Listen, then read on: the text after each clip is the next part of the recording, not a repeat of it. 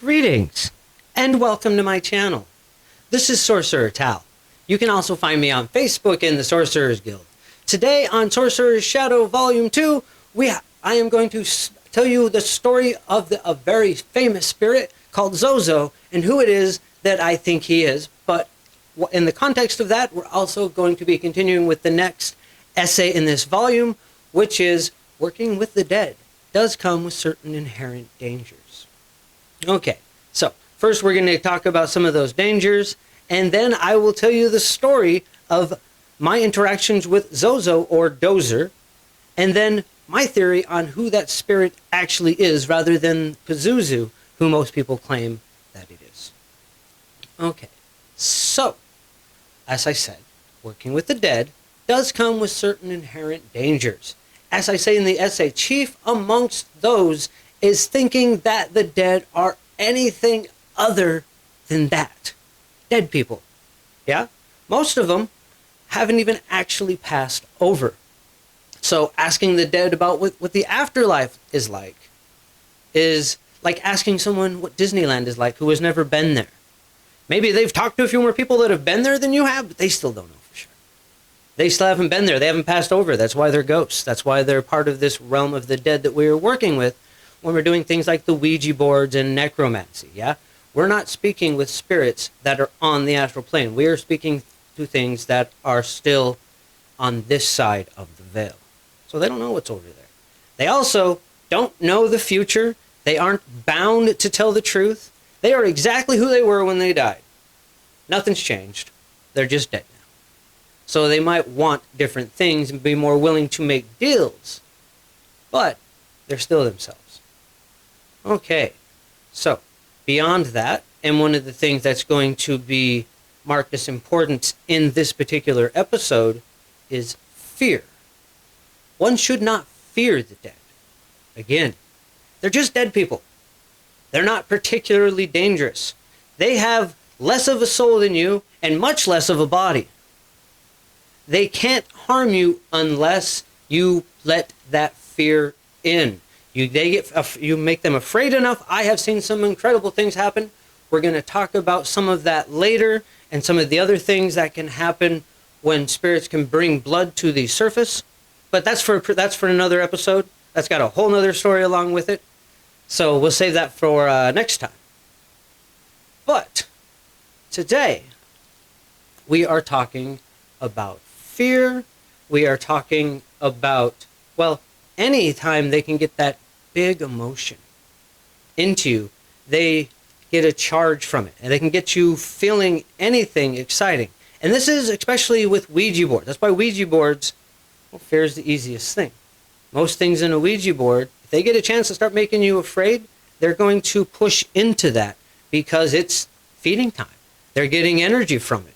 And the more afraid you get, the more power they have. And most of your stories of people having crazy things happen with Ouija boards, that's why they're scary stories. A lot of them. Or maybe even the ghost is just trying to get attention, because a lot of them, really, they say it's scary. But all it is lights turning on and that sort of thing. Which brings me to ZoZo, or Zozer, or Dozer, as I learned to call this particular spirit. I have had several interactions with this spirit long before I ever found out that he was famous. In fact, I just found out there's a movie about this spirit called I Am ZoZo. I didn't even know about the movie. But I've had a few run-ins with this spirit over the years. And it starts with my friends that I had in a small town. I don't usually like to tell say people's names unless they have given permission. I haven't actually asked either one of them if I could tell this story. So we're not going to give the names. Anyways, they were playing with the Ouija board originally in their room, and first they said they had a spirit that claimed he was from the Vietnam War and was telling them some stuff, and then all of a sudden the Ouija board just broke into I am ZoZo, I am ZoZo, I am ZoZo, over and over again. And then there's a flashlight that one of them was, I guess, one of the groups, there's probably more than just them, I don't know who all their friends were that were there, but the one that was holding the flashlight dropped the flashlight because they were scared, and it hit the floor, unrolled, the top came off, and the flashlight stayed on, even though the whole thing had come out and the batteries were just laying there. And they all started screaming. I guess one of them kicked the bed under the board, and they all freaked out and ran out of the room. And she wouldn't sleep in her room for like a day or two after that. But when she did, she was still too afraid to go under the board and get the Ouija board, or go under the bed and get that Ouija board out of there. So she would just sleep with it there. And she said she would hear stuff moving and the lights turning on. And really, there's nothing particularly malicious to the story other than the lights were turning on and off and that sort of thing. And this really freaked her out. And one day I came over, and this is when I was 14 years old. I was already doing a lot of this stuff. This is actually my first experience with casting a spirit out for somebody else, was this spirit. So she tells me the Ouija board's under there, and it's scaring her, and wants to know if there's anything I can do about it. And I'm like, yeah, I bet I can. So I reach under there, and I get the Ouija board out, and I have her sit with me with the Ouija board, and we start using it. And it goes to, and I ask the name of the spirit. And rather than saying, I am ZoZo, it says, I am Dozer. Now, of course, there's something I want to get to here that I kind of skipped over, but we need to keep in the story here. When working with the Ouija board, you don't just pull it out and start asking questions. Yeah? I know I just said there's nothing binding the dead to tell the truth, but there are circles that you can cast that limit how much they can lie, but it's more honestly, well, I said that fear has power in necromancy. It works both ways. If you can convince the spirits they can't lie, then they won't lie. So you cast the circle, you tell the spirits that it can't lie, and that it is pulled into the circle. And that's how you open a Ouija board. But you don't just pull something in. You open it up and you take some kind of statement of intent, saying that nothing with malicious intent can get through, and you actually can make circles with that. But lying is not direct malicious intent with some of the spirits that work through, so that can get through a lot. There's hard to bind something to telling the truth. But you can open up a circle and state that nothing is allowed in with malicious intent, and that you're under a circle of protection, and then allow the spirits in. You don't just grab a Ouija board and start moving it around. Okay? So when it came in, it felt like it was going to say, I am ZoZo, but it wound up saying, I am Dozer. D-O-Z-E-R. And we'll get to more of that in a moment. So as soon as I got it into the board, I immediately told it, you are going to leave. And, well, I don't know if I really had the ability to push it out at that point, but I used fear on the spirit rather than it using it on me, and I told it I could destroy it and that it had to leave or I would smash it into bits. And it left. I don't know how much I could have really done. That was very early on in my career with such things, but I have found time and time again, especially with the dead, if you come up and tell them you're an amazing musician and can do these things to spirits and stuff, well, the spirit don't know if you can or not either. And sometimes magicians can do these things. So there can be a lot of bluffing in necromancy. Hopefully nothing dead is watching this. Yeah, I might mess up my bluffing a little bit from here on out. But I have a lot more skill these days than those days, fortunately. So just in case any dead are watching, you don't know if I'm bluffing or not. Anyways, so this same spirit actually wound up being involved with something a few years later. In fact, it would have been 4 years later because I was 18 when this happened. My uncle and one of my cousins, and I'm definitely not going to be saying their names because they were imbibing recreational substances that, can cause them to see whatever they might while they're on them. And they took these at their house, and then this is in Clearfield, Utah, and there's a place called Freeport Center. And nowadays, there's a real nice walking trail through this area, but it used to be the abandoned tracks. And when I get into my stories about my life, there will be several stories about the abandoned tracks and interesting, strange things that have happened on them. A ghost train that we would hear there sometimes, all kinds of stuff. So it's an interesting choice of places to go when you're imbibing recreational substances. But that's where they chose to go. The two of them and his wolf, and my uncle's wolf dog. And they go down onto the tracks. And just as they go down onto the abandoned tracks past the viaduct, and they're passing through Freeport Center, which itself has many strange stories, again, that I will be getting into at some point, and it's one of the few places I've ever had to just quit going to, is the heart of Freeport Center. It's a different spirit than this one, I think, unless he has more power there than other places. Either way, we will get to those. In this particular story, my uncle and my cousin are going down the tracks with the dog, and it's snowing. It was the middle of winter. It's very cold. It was kind of a blizzard going on. And there's chain link fences on both sides of the train tracks there, and Freeport Center is an industrial complex. So there's all like there's all these factory buildings and stuff. Half of them are abandoned at the time because the economy wasn't so great. And they're going along, trudging through the snow, and all of a sudden there's people banging on the fence, and they're all pounding, "Zozer, Zozer, Zozer." That's the name that they used rather than dozer. They said Zozer, according to my uncle and cousin's story.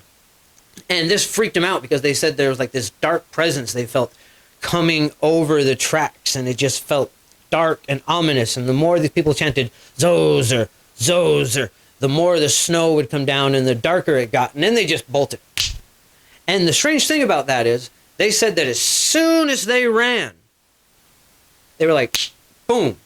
They were at my grandmother's house, which is where they were headed.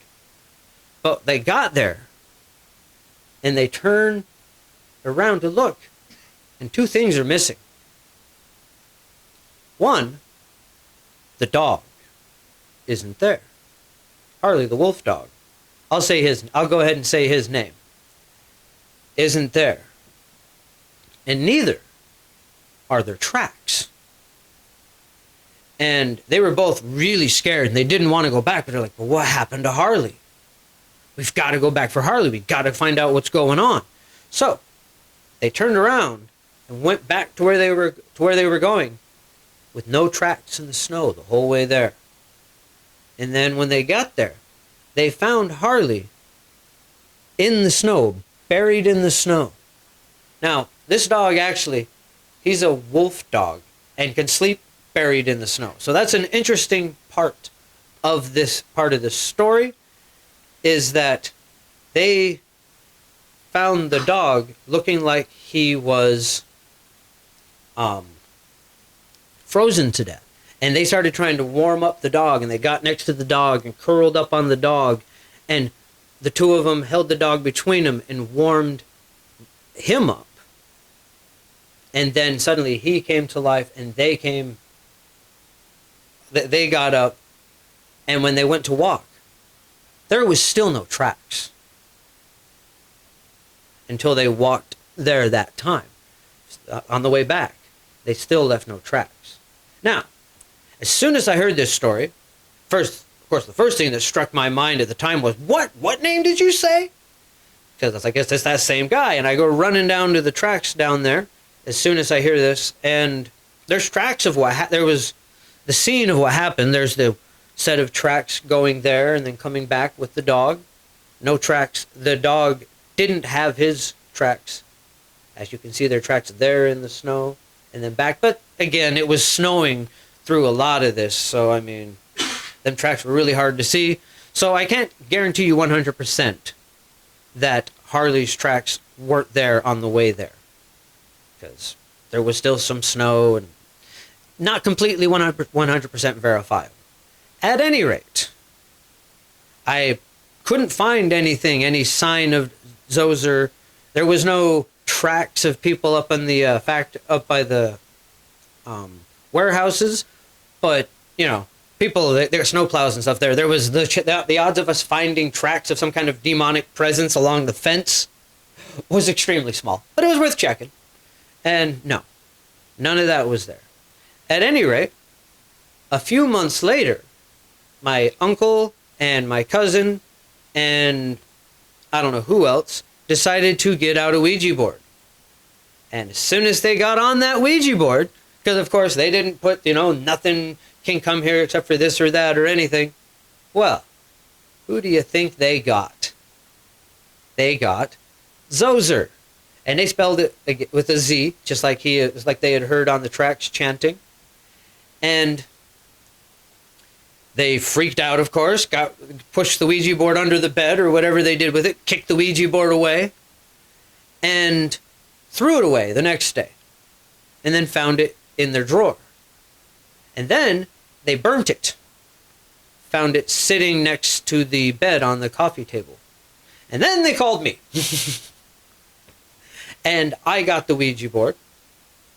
And, well, I couldn't get anyone to operate it with me. And ever since that incident with my two friends when I was younger, me touching a Ouija board didn't work for a long time. I can use them again now. I can be one of the people touching a Ouija board and it operates. But for years there after that incident, I touch a Ouija board, as soon as I touched it, stops. I take my hands off, stand next to it, when everyone else uses it, works. I can ask it questions, just can't touch it. I can open it, I can close it, can't touch it or it'll stop working. But like I said, that cleared up about probably 10 years ago, something like that now. Anyways, that is a bit off story. It is an interesting side note, but back to the full story. Because I got one more. After I banished the Ouija board again, and then got rid of it myself, it did not reappear. That time, like I said, I couldn't get anyone else to operate it. So I just didn't want to involve anyone else with this spirit at that point, because this thing's like, wow, it's pretty powerful. I don't want to be, involving people that don't know what's going on with bringing this thing into a Ouija board so I can, demand answers from it. So I didn't. I just banished the Ouija board and got rid of it. And it went away. So, a couple of years ago, I am somewhat working at Vibes, a local occult store. We were holding Sorcerers Guild meetings there when someone left their number for me there about a haunting. So I show up at Vibes, they give me the number, I call, and the guy shows up on an excavator. He was so concerned about getting this out of his house that he came there on an excavator. Didn't have a car, drives all the way there on an excavator, and I follow him up the main boulevard, all the way up to his house, going about 20 miles per hour behind his excavator, and we get there. But that's besides the story. It's just an amusing point. If he's watching this, I'm not actually complaining. I thought it was hilarious. It's perfectly fine. Anyways, we get there, and it turns out that someone had intentionally brought Dozer into his home through a Ouija board, and then actually later kind of admitted to him that's what happened. There were several other things on the property that had to be dealt with. There was a ghost that was already there attached to a wagon wheel because someone that had fallen out of the wagon clear back when it was actually going across the prairie. But that's, again, off point. There was Dozer there again. And that time it was D-O-Z-E-R. But there are all kinds of stories about this spirit. And a lot of them are a lot more horrific than the stories that I have told. There's supposedly all these bad stories about ZoZo did this and ZoZo did that. But the thing about Ouija boards, it's like a Yahoo chat room. Very much like a Yahoo chat room.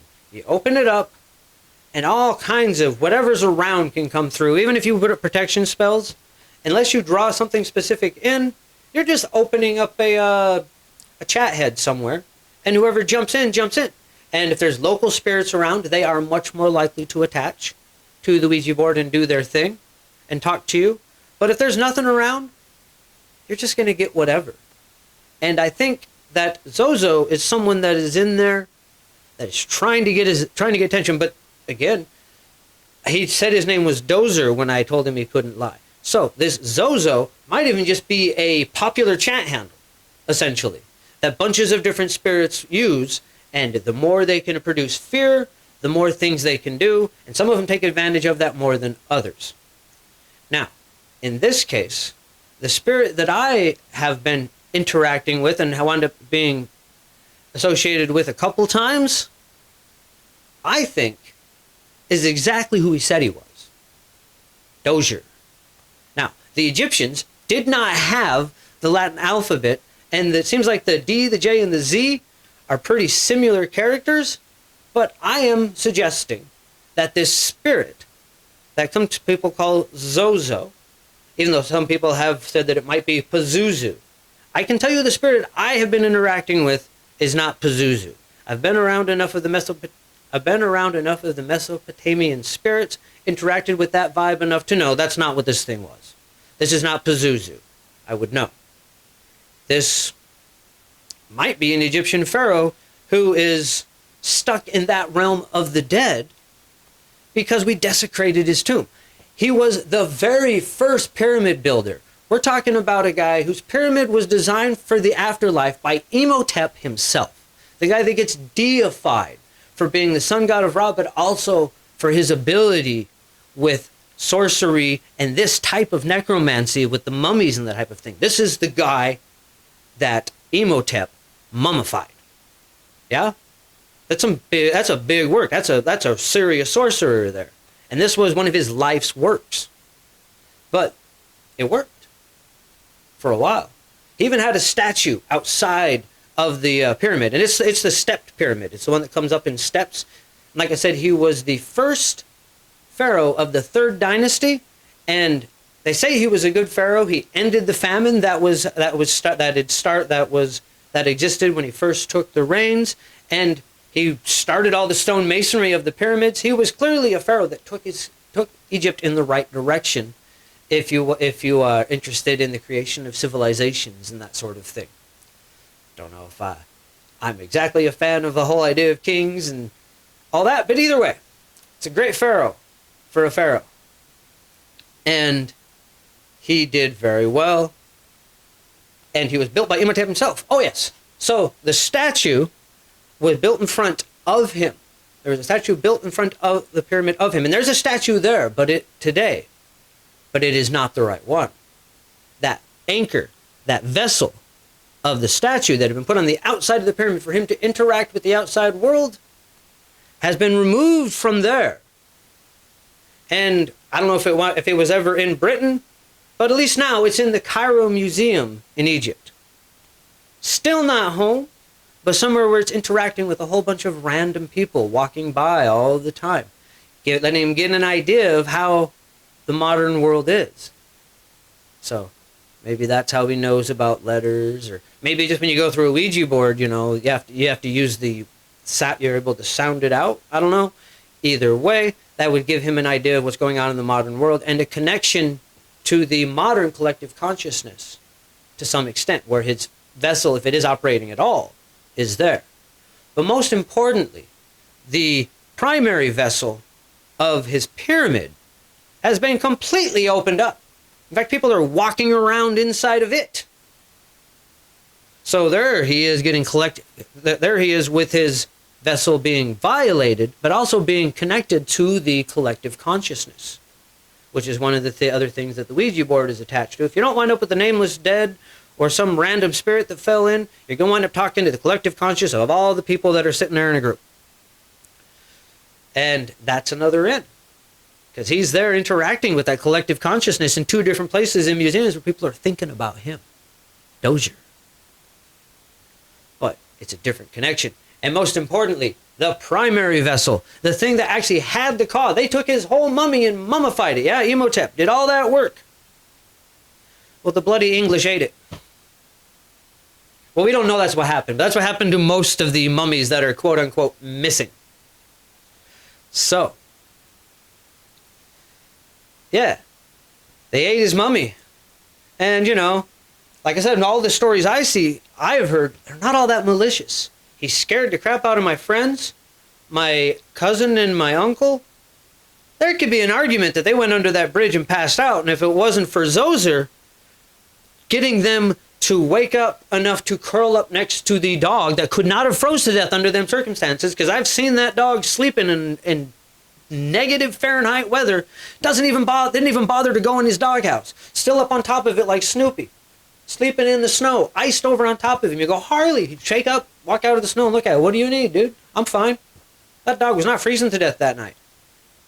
If my cousin and my uncle hadn't pulled themselves up next to that dog and got the body heat from that dog, well, they probably would have both died.